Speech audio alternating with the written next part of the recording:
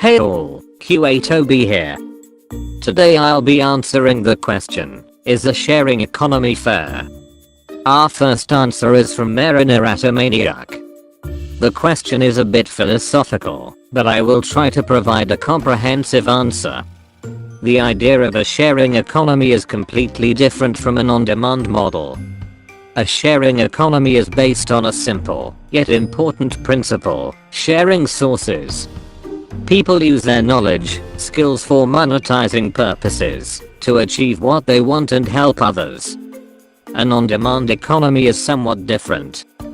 People feel an instant need in getting a certain product/service, and they use their money to get an instant access to these products/services. In a sharing economy, different market mechanisms encourage supply to be more flexible through varying price mechanisms, what leads to higher levels of matching. Customers can benefit from the increased competition between suppliers, choosing what fits them best. In order to compete, suppliers offer special prices, packages, sales, etc. Consumers have a wide range of choices, and it's great. Supply grows, and so does demand. This makes me believe that the concept of a sharing economy is fair. If you want to dive deeper into the concept of a sharing economy, the article below may be a valuable read. Sharing economy versus on-demand economy. The major difference is vertical /Ikajo International blog. Hope I was helpful. Our next answer is from Michael Turner. Good question, and one I've had to face myself. I help run a small inn in central Tokyo. Couchsurfing and Airbnb have become my competition. I didn't like this much at first. Should just anyone be able to jump into the accommodations business? Recently, my attitude is, if you can't beat M, join M. I got listed myself, and Friday I go to my first couchsurfing meetup. In a way, I'm at an advantage compared to most hotel operators. We've always competed on being different, on being a family home as well as an inn, and on the personal touch. So there's a lot of overlap with that guy, who's renting out his spare bedroom to the odd traveler, now and then. But if I were running your generic hotel, I'd be worried. And I can tell you from a comment made to me during contract signing with a major hotel booking site last year, those people are running scared. Innovation restructures economies. Beneficiaries of the previous structure invested in it with expectations. If you invested a lot in hotels, only to see Airbnb and Couchsurfing eat into your market share, you won't be happy. You might feel it's unfair. But there's not much you can do except to diversify, while perhaps repurposing your real estate somewhat.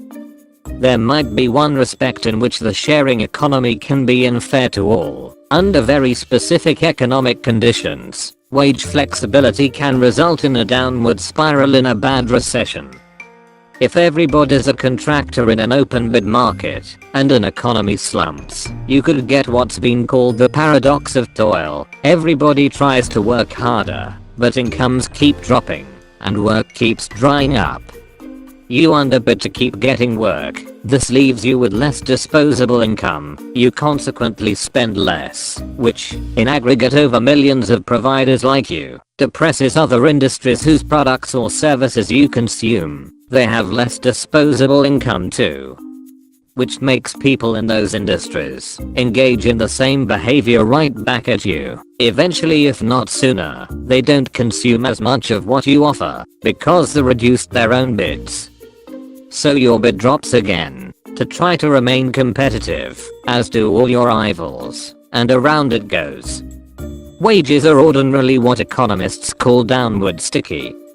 Salaries don't tend to drop, as employers prefer to lay off who they can.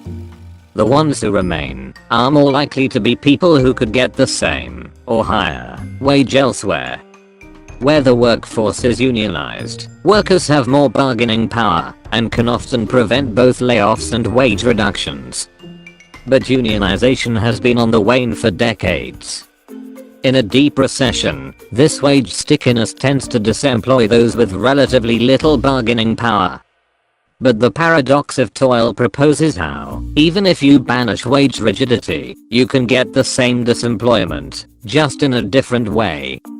There is nothing for it, except to apply external measures to boost aggregate demand. The sharing economy mostly emerged post-Great Recession, so I don't think there's been much time to use it as a way to further calibrate the paradox of toil. But there's nothing very obviously wrong with the theory. Our next answer is from Adam Kaiser. Yes, it is. There is a demand for a service, temporary housing, rides, etc., and people willing to service this demand for mutually agreeable compensation. Both parties emerge from the transaction better off. It is very fair. Our next answer is from Dan Ogden. It is neither fair nor unfair. It is an evolutionary step in modern economic society that simply is. Thanks for watching my video. Check out my other videos for more questions and answers. Also please like, share, and subscribe for more of my content. Bye.